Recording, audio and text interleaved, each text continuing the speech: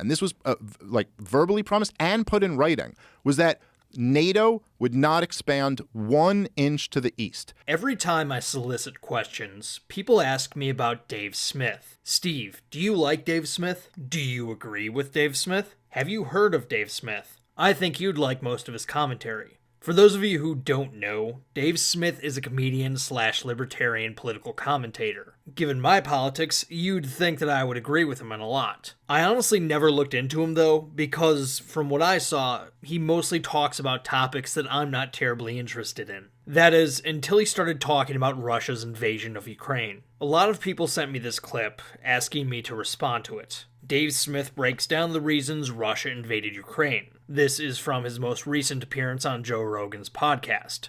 Before I get into the substance here, though, I want to talk about an asymmetry in the commentary business. Mainstream media spends very little time discussing new media. When it does, like when Caleb Kane was featured in the New York Times article, The Making of a YouTube Radical, it's a big deal in new media spaces. Yet, new media constantly talks about mainstream media. Breaking Point said this at the end of almost all of their videos for months. Just as a reminder, you can become a premium subscriber today. Watch the full show completely uncut, our reactions to each other's monologues. You get to listen to it, you get to ask us questions, all that good stuff. Link is right there in the description or at breakingpoints.com. Best of all, great way to say screw you to the mainstream media. Send us money. It will piss off the people you hate. It's ironic because, as I've mentioned so many times before, almost all new media is derivative of mainstream media. Remember, watching some YouTuber read an article from CNN and giving his take on things isn't news or journalism. It's commentary. There's nothing wrong with that, just remember what it is.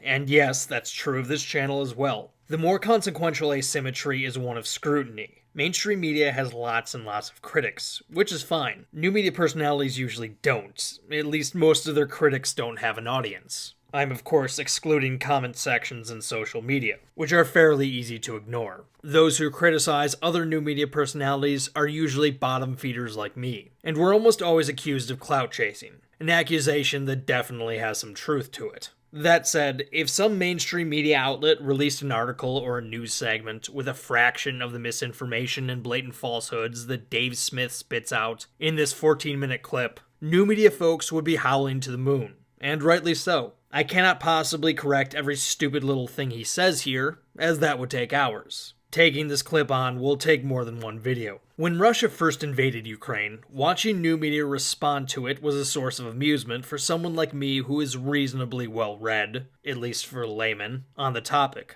Watching YouTube personalities learn, likely for the first time outside of that John Mearsheimer lecture on YouTube, about Russian, Ukrainian, and NATO relations, while also attempting to speak authoritatively on the subject, was absolutely hilarious. Most of them started off rather predictably. Haven't you heard? The United States promised Russia that NATO would not expand after the Cold War. That was part of the deal that was made. Here's what happened. When the Soviet Union broke up, in other words, when the West won the Cold War, we gave our word to Russia. Look, we're not going to expand NATO any closer to your border. That was part of the post-Soviet Union deal when we broke up the Soviet Union and created all of the post-Soviet states. And ever since we gave them our word on that, we've gone back. I think that the simple demands of Russia on this front are reasonable because all Russia wants is to go back to the original deal of NATO, which is you can't get further and further closer to our border. And NATO has been doing that. When NATO was launched, there were only 12 countries in NATO. How many countries are in there now? 30. 30. So we said we're not going to expand closer to them, and then we expanded closer and closer to them, attempting to go back to the original deal when the Soviet Union was broken up and became Russia. I think that's a perfectly reasonable ask. I think you just have to go back to what the deal was when the Soviet Union was broken up, which is all of those post-Soviet buffer states need to be just that. They need to be buffer states. You see, I've addressed this argument a million times on Twitter and even here on YouTube. Morons who think they're clever love throwing this talking point around. Every time I encounter one of them, I ask them a simple question. What's the name of this deal? You see, famous agreements between countries tend to have names. Like, there's the Peace of Westphalia, the Treaty of Versailles, and the Congress of Vienna. We have agreements between Russia and the United States, and they have names as well. One such agreement is called START, which stands for the Strategic Arms Reduction Treaty. If the United States made a deal with Russia that NATO wouldn't take in any new nations, surely it would have a name, right? Of course, no one can name this deal because it doesn't actually exist. This is something even the staunchest critics of U.S. foreign policy have had to concede. President George W. Bush and Secretary of State James Baker understood that Russia must feel secure to transition out of the Soviet Union and should feel secure by intimating that they long feared NATO would not crawl east. President Bush specifically told Gorbachev that the U.S. would, quote, not take advantage of the revolutions in Eastern Europe. And as East Germany began to fall and the country consolidated, there again was actually a pledge by the German side that NATO itself, while yes, was going to expand to East Germany during reunification, would not continue to go east. Secretary of State James Baker even told the Soviets that NATO would not expand, quote, not 1 inch eastward as the Soviet Empire collapsed. Now take those words very seriously because they matter a lot in this story. While yes, the assurances were made in person, they were never made in writing. And it was never official U.S. policy. A lot of people had to issue this specific correction after they first started talking about this, and we can laugh at them all we like for making this mistake. But just know, they're still more learned about the situation than Dave Smith was as of last month. He's still on stage 1. The promise when the Soviet Union collapsed in 1991, and this was verbally promised and put in writing, was that NATO would not expand 1 inch to the east. And this dude has the gall to accuse other people of being misinformed about the history here. It's just only people who know nothing about the history of this conflict would say there was no provocation. The only thing in writing that actually exists concerning new NATO membership is NATO's founding charter. As Article 10 of the North Atlantic Treaty states, the parties may, by unanimous agreement, invite any other European state in a position to further the principles of this treaty and to contribute to the security of the North Atlantic area to accede to this treaty. Any state so invited may become a party to the treaty by depositing its instruments of accession with the government of the United States of America. The government of the United States of America will inform each of the parties of the deposit of each such instrument of accession. This has not changed since the treaty was first signed, even after German unification, the fall of the Soviet Union, or the end of the Cold War. The lack of a written deal doesn't matter, though, the critics insist. Well, there may be nothing on paper, but American diplomats made the promise all the same. And they proceed to link one of the many articles saying James Baker told Mikhail Gorbachev that NATO would not move 1 inch eastward. The thing about most of the articles making the accusation that the US broke a promise is that they almost all go back to the same source. This article, titled NATO Expansion, What Gorbachev Heard, published by the National Security Archive at George Washington University. The National Security Archive wrote this article based on documents they obtained through Freedom of Information requests. Given how expensive those are to file, the National Security Archive has provided a vital public service. Though there may be some problems with what they've done with these documents. James Kirkchick, among others, has accused the National Security Archive of being very selective in their releases, leaving out important context. Based on my reading of the documents and broader context of the negotiations of German unification, around which almost all the documents concern, I believe Kirkchick is correct. Perhaps at a later date, I'll get into specifics on that. The reason I bring up the National Security Archive today is to talk about where it gets its money. One of its major sources of funding is the Open Societies Foundation, a nonprofit that was founded by George Soros. Now, that's not something I care about, but I have noticed a lot of the dunces who repeat the not 1 inch eastward line are the same people who think that something George Soros is indicative of something consequential or nefarious, including Dave Smith. All these George Soros-funded NGOs were funding the militias on the ground who were overthrowing the government. So for all of his concern about George Soros, Dave Smith has in fact spread the same propaganda as Mr. Soros. Now, onto this point of verbal promises that NATO wouldn't expand. First off, James Baker was Secretary of State when he said this. The Secretary of State is the United States' top diplomat, and must be approved by the Senate, so his or her words do carry a lot of weight. Important as this post is, though, the Secretary of State is not the King of America who can magically speak agreements into existence, much less one that the country they represent is bound by forever. Everyone knows this, including the Russians, which is why, when they want something from the United States, They go through the trouble of negotiating a written agreement. In fact, I would point to this very issue as the perfect example of why you need deals on paper. A lot of things are said in the back and forth. A lot of positions are thrown out. And all the interlocutors are coming to the table with different visions, agendas, and constituencies. This was especially true of West Germany during the negotiations of German unification. The Americans had to essentially negotiate with West Germany's Chancellor, Helmut Kohl, and their foreign minister, Hans-Dietrich Genscher, simultaneously but separately, as the two were political rivals who had very different agreements in mind. As Emmy Serote writes in Not One Inch, America, Russia, and the Making of Post-Cold War Stalemate, Genscher, ever resentful of the way the Chancellery essentially tried to run its own separate foreign policy, did not routinely inform Kohl of what he said abroad. Telchik would at times contact the foreign ministry directly and request transcripts of the foreign minister's conversations abroad, only to be rebuffed. This omission was apparent not just to Baker, but also to the NSC, which reacted by ensuring that significant communications with Bonn went in duplicate to both the Chancellery and the foreign ministry. Even though, as Hutchings later recalled, it was tedious always to have to reach agreement with Kohl and Genscher separately. Something has to be worked out that is minimally satisfying to all concerned parties. Like I said, a lot of things are said in the process of negotiations, and they're often said through translators, as the people involved usually don't speak the same language. This was absolutely the case during the negotiations of German unification. It's worth noting that the infamous "not 1 inch east" statement was said in the lead-up to formal negotiations. It wasn't actually part of the 2+4 German unification talks. Here's the full quotation. "We understand the need for assurances to the countries in the East. If we maintain a presence in a Germany that is part of NATO, there would be no extension of NATO's jurisdiction for forces of NATO 1 inch to the east. At the end of the day,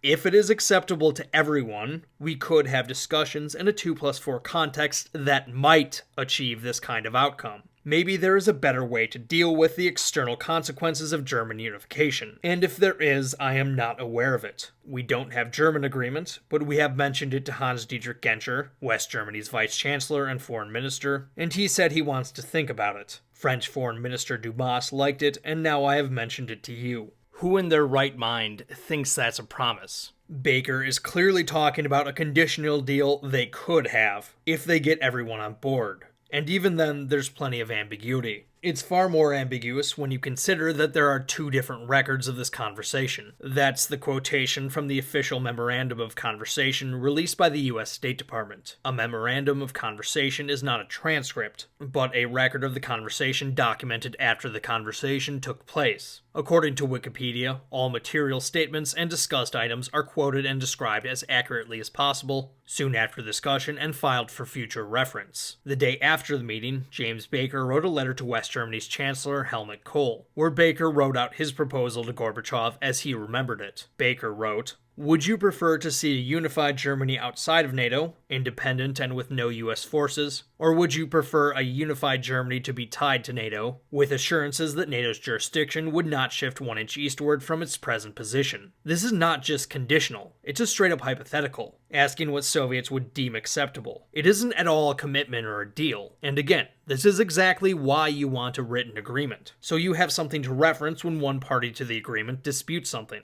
Records of conversation aren't just non-binding. They're considerably less clear in terms of meaning and intentionality. After this meeting, a number of Baker's colleagues were immediately alarmed by what he said, specifically his use of the word jurisdiction. As Peter Baker and Susan Glasser write in their biography of James Baker, the man who ran Washington, back in Washington, Brent Scowcroft's staff, Scowcroft was George H.W. Bush's national security advisor at the time, was alarmed when it learned about Baker's language. The word jurisdiction could imply that the NATO doctrine of collective defense, encapsulated in Article 5 of the North Atlantic Treaty, would apply only to part of German territory. That would unacceptably limit German sovereignty. It was one thing to agree not to move troops into the east right away, but all of Germany had to be part of NATO. The National Security Council got to him pretty quickly and said that the language might be misinterpreted, remembered Condoleezza Rice, then a Soviet advisor to Bush, and boy were they prescient about that. At Baker's next stop, in Sofia, Bulgaria, he got a call from Scowcroft and his own deputy, Larry Eagleberger, expressing concern that he had shown too much flexibility on the issue of a reunited Germany in NATO. On the call, Baker maintained that he really had been insistent with the Russians, stressing membership, as Bush recorded in his diary. But Baker heard the White House message and, without conceding a mistake, began walking back his words by ditching the term jurisdiction from all future discussions. Getting hung up on the word jurisdiction might seem granular, but understand what they were dealing with here. There were hundreds of thousands of Allied troops in West Germany, and similar numbers of Soviet troops in East Germany. Both sides had nuclear weapons stationed there respectively, so much so that, at the time, the divided German territories had the highest concentration of nuclear arms per square mile anywhere on Earth. And of course, both of the Germanys were each bound by separate defense treaties. Needless to say, the granular details mattered here. That the word jurisdiction immediately became such a flashpoint goes to show the importance in clarifying the details of such an important question, which is best done with a written agreement. Also, this goes to show that, while the Secretary of State is an important position, by no means does he or she speak for the entirety of an administration, much less an entire country.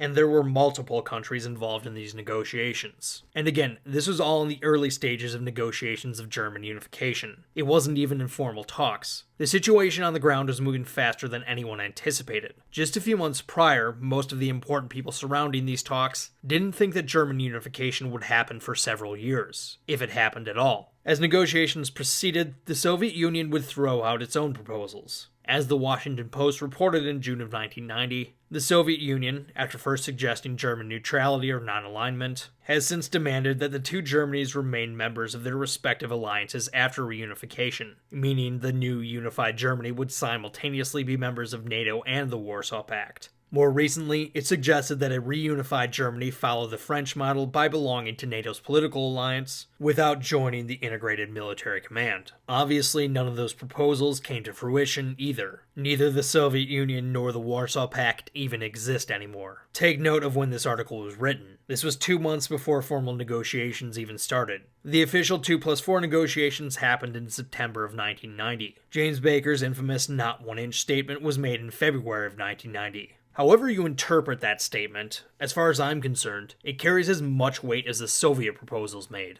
So, what were the terms that actually won the day? How were they to decide what Germany's alliance status would be going forward? Well, during a Washington summit in June of that year, Gorbachev gave away the game. As a sovereign nation, Germany would have the right to choose its allies. As Emmy Sarot writes in Not 1 Inch, Gorbachev had been trying to convince the U.S. president of the desirability of a joint membership for united Germany in both NATO and the Warsaw Pact, suggesting that the alliances would act as two anchors to secure the country more firmly. The U.S. side disagreed, with Baker objecting that such an arrangement would smack of schizophrenia. Bush interjected that, thanks to the Helsinki Principle, the choice was ultimately up to the Germans themselves. If Germany does not want to stay in NATO, it has a right to choose a different path. The Soviet leader grabbed at that comment, Fallon later recounted, like a drowning man clutching at a straw. Gorbachev apparently believed that Germany might actually choose something other than NATO. Mistakenly seeing that line as a benefit for his side, the Soviet leader suggested publicly announcing that Germany would decide on its own which alliance she would be a member of, seemingly unaware how much that remark helped the U.S. side. Sensing a win, Bush agreed, suggesting a slightly different formulation. While the United States wanted Germany in NATO, if Germany were to make a different choice,